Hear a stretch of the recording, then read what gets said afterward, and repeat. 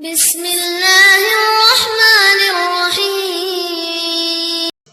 Ustadz, bolehkah bernyanyi tanpa musik? Kalau musik hukumnya haram jelas. Ijma ulama 4 mazhab menjelaskan bahwasanya musik hukumnya haram. 4 mazhab. Dan semua mazhab menukil ijma. Sepakat ulama. Dan kita tahu di antara sumber hukum Islam selain Al-Quran dan Sunnah adalah ijma. Kemudian datang sebagian ulama seperti Ibnu Hazm Al-Andalusi ya, menyatakan hadis tentang haramnya musik dhaif, tapi dia salah.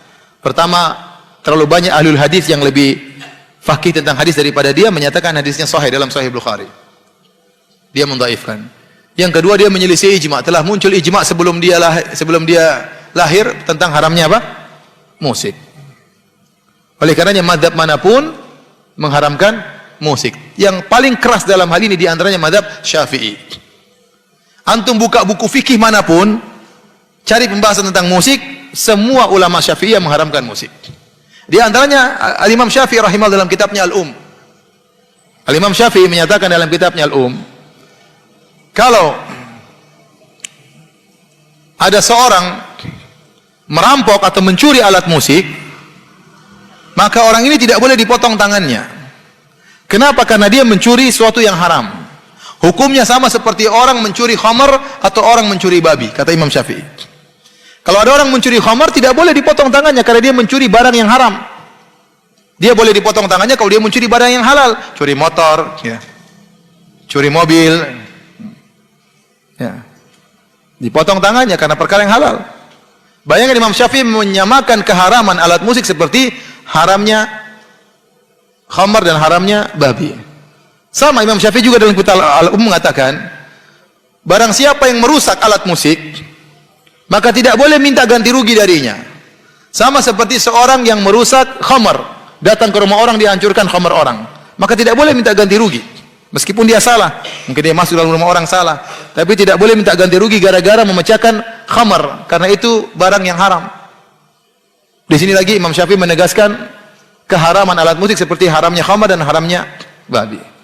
Bahkan yang paling keras adalah Ibnu Hajar Al-Haytami, salah seorang ulama besar dari mazhab Syafi'i yang dijadikan patokan ulama Syafi'iyah mutaakhirin. Dia mengatakan, dia punya buku judulnya Az-Zawajir an Iqtirafil Kabair, tentang larangan terhadap dosa-dosa besar. Dia sebutkan dosa besar pertama, dosa besar kedua, terus sampai pada dia sebutkan dosa besar sekian, yaitu mendengarkan alat musik, menyamainkan alat musik. Dia sebutin, dia anggap memainkan alat musik adalah dosa besar. Ada khilaf di kalangan orang ulama Syafi'iyah, apakah memainkan alat musik dosa besar atau dosa kecil. Namun yang rajih adalah dosa besar, sebagaimana dirojikan oleh Ibnu Hajar Al-Haytami. Makanya saya katakan musik hukumnya haram, ya. Makanya saya heran ada sebagian dai-dai di tanah air kita yang mengaku bermadzhab Syafi'i, bahkan menyuruh orang untuk bermadzhab Syafi'i, bahkan mencela orang yang tidak bermadzhab. Tapi kalau sudah bicara musik, dia tinggalkan madzhab Syafi'i. Benar, dia tinggalkan madzhab Syafi'i. Tidak ada satu madzhab pun yang dia pakai. Madzhab Syafi'i enggak, madzhab Hambali enggak, madzhab Hanafi enggak, madzhab Maliki enggak. Kenapa? Semuanya musik haram. Padahal dia mendengung-dengungkan harus madzhab Syafi'i. Begitu masalah musik, dia tinggalkan madzhab Syafi'i. Enggak tahu kenapa. Ini hukum musik. Nah, bagaimana dengan nyanyian tanpa musik?